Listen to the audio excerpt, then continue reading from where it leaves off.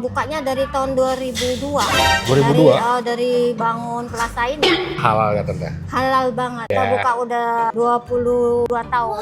Nah, dol kalau nggak diindus ya, indus dulu. Warga negara Ciledug nih H+2 Lebaran. Lu kakak sama gue pada susah nyari makan kan. Nah di sini gue sekarang lagi di Pasar Borobudur bagian belakang. Tangga sini nih lu naik nih.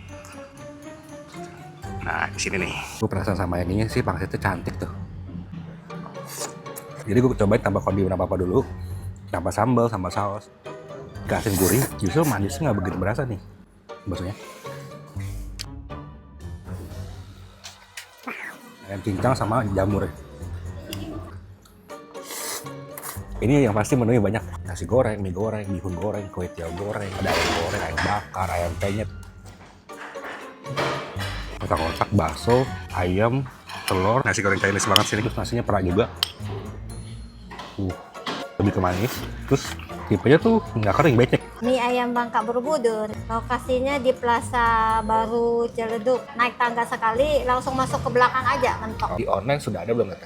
Ada Shopee Food, GoFood, GrabFood, ada semua. Buka dari jam 7 sampai jam 5 sore. Halo warga negara Ciledug, cobain mie ayam Bangka Borobudur, dijamin ketagihan.